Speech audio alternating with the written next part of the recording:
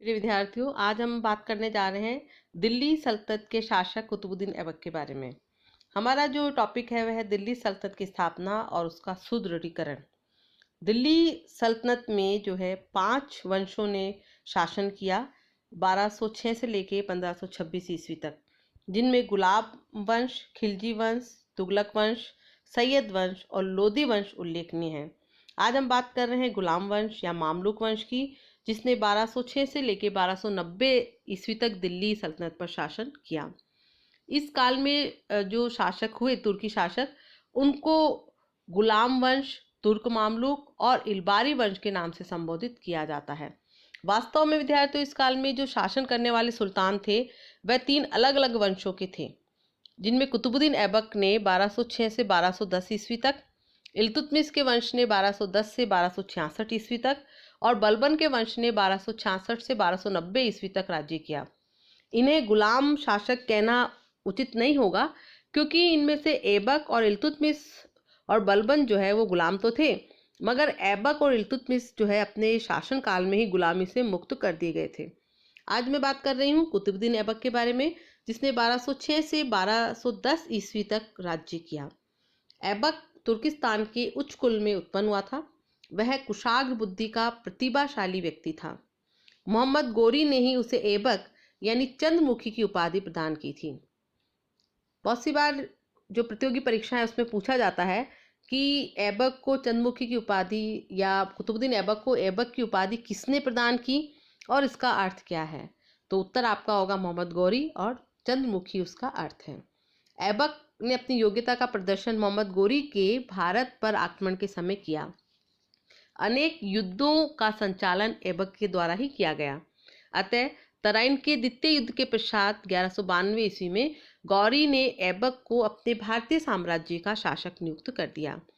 समकालीन इतिहासकार फख्र मुदबिर के अनुसार जब मोहम्मद गोरी 1205-6 ईस्वी में खोखरों को हराकर गजनी लौट रहा था, तो उसने औपचारिक रूप से ऐबक को अपने भारतीय ठिकानों का प्रतिनिधि यानी वायसराय नियुक्त किया।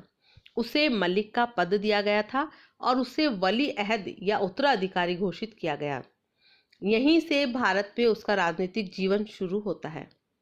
भारत में ऐबक के जीवन काल को 3 चरणों में विभाजित किया जा सकता है।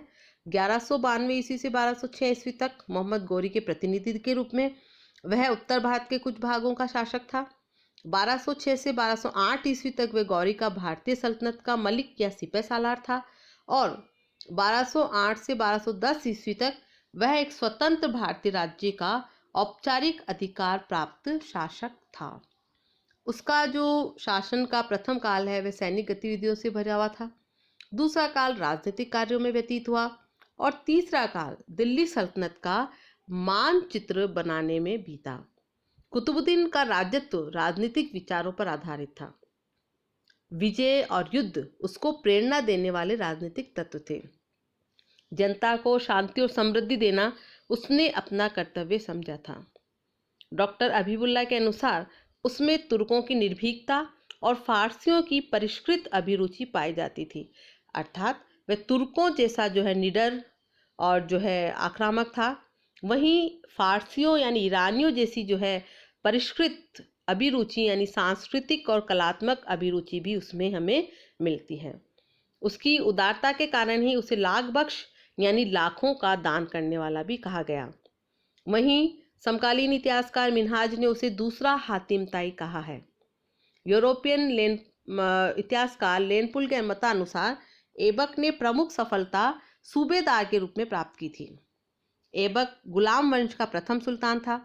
यद्यपि गद्दी पर बैठने के समय उसके सामने अनेक समस्याएं थीं, किंतु उसने धैर्य, वीरता, साहस और दूरदर्शिता के साथ उनका सामना किया।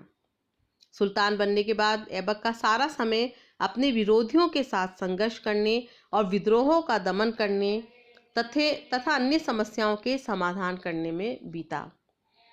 सुल्तान की हैसियत से कुतुबुद्दीन ने अपने 4 वर्षीय अल्प शासन काल में कोई नई विजय प्राप्त नहीं की।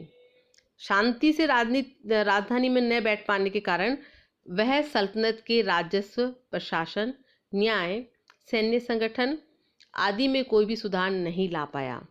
फिर भी उसने विद्रोहों व चोर डाकुओं का दमन कर देश में शांति स्थापित की।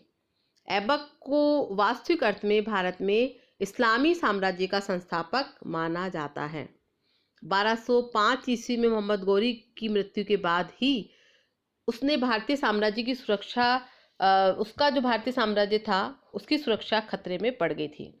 किंतु ऐबक ने अपनी राजनीतिक दूरदर्शिता के बल पर न केवल भारतीय राज्य को मध्य एशिया की राजनीति में उलझने से अलग रखा, बल्कि एक स्वतंत्र भारतीय राज्य की स्थापना और संगठन भी किया।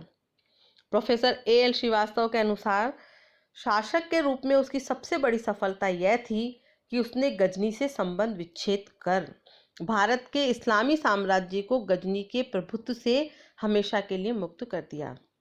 जिस प्रकार बाबर का महत्व भारतीय इतिहास में मुगल राजवंश की स्थापना के लिए है, उसी प्रकार कुतुबुद्दीन का स्थान भी भारत में तुर्की साम्राज्य की स्थापना के लिए महत्वपूर्ण माना जाता है। उसने योग्यता के साथ शासन किया और निष्पक्षता के साथ न्याय किया। न्यायप्रियता और सुरक्षा की भावना उसके राज्य की विशेषताएं थी। वह उच्च कोटि का सेनानायक था। उसमें सैन्य संचालन की अभूतपूर्व योग्यता थी। प्रोफेसर हबीब और निजामी ने लिखा है कि मुइजुद्दीन यानी गौरी योजना करता था और निर्देशन करता था, वहीं और ऐबक उसकी योजनाओं को क्रियान्वित यानी लागू करता था।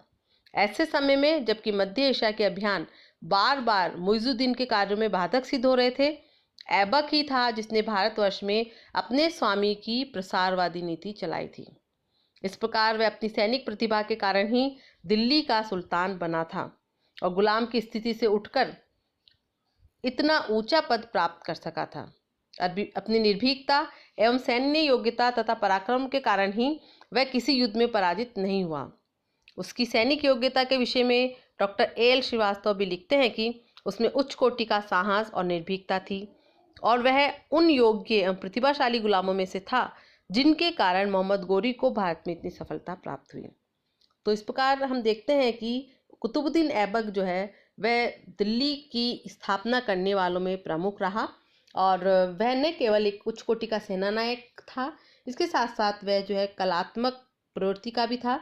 उसने कला और साहित्य को भी संरक्षण दिया और दिल्ली में स्थित कुतुब मीनार, जिसके बारे में आपने सबने पढ़ा होगा, देखा होगा, तो वह कुतुब मीनार का निर्माण भी कुतुबुद्दीन ऐबक के द्वारा शुरू करवाया गया था, लेकिन उसकी आकस्मिक मृत्यु होने की वजह से उसका निर्माण कार्य पूर्ण हुआ उसके उत्तराधिकारी इल्तुतमिश के कार्यकाल में। साथ ही बहुत सी बार पूछा जाता है कि कुतुब मीनार का नाम किस पे रखा गया है, तो हम बहुत सी बार सोचते हैं कि कुतुबुद्दीन ने अपने नाम पर इस मीनार का नाम रखा है, लेकिन विद्यार्थियों ऐसा नहीं है। उसने इस मीनार का नाम एक सूफी संत कुतुबुद्दीन बख्तियार काकी के नाम पर रखा। तो इस प्रकार ये चर्चा हमने की कुतुबुद्दीन ऐबक के बारे में और मैं सोचती हूँ कि आपको ये समझ में आया होगा। धन्यवाद।